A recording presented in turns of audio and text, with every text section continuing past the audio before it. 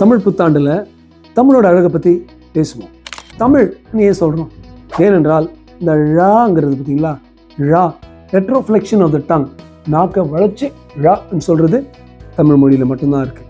இது தவிர தாமி தனிமை ஒரு புறநானூறு பாடலில் வரும். இந்திரனே வந்து சாப்பாடு கொடுத்தா அமிர்தம் கொடுத்தாலும் தமிழன் வந்து தனியாக எடுக்க மாட்டான், கூப்பிட்டு சாப்பிடுவான். அதுக்கு தமிழ்னு வரும்.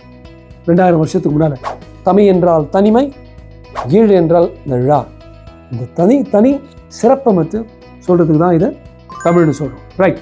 தமிழ் புத்தாண்டில் என்ன முக்கியம்? கன்னி இன்னொரு பிளேட்டு. காலையில் இந்த பிளேட்டு பார்த்தா அதில் முக்கனிகள், பலா, வாழை, மாம்பழம், அதை பார்த்து நம்ம வந்து அதில் பல இந்த மணிகள், ரத்னம், மாலைகள்லாம் வச்சு வருஷமே இப்படி இருக்கணும்னு நினைக்கிறது தமிழ் புத்தாண்டு. தமிழர்களுடைய பாரம்பரியம். இதற்கு வந்து இந்த சாதிக்கு தான், இந்த மதத்துக்கு தான் இல்லாமல் சாதி மத பேதம் பார்க்காம பண்ணுறது நமது தமிழ் புத்தாண்டு. 2000 4000 வருஷமாகவே கோலங்களில் கூட அரிசி மாவோட கோலத்தை போடுறா தமிழ் புத்தாண்டு.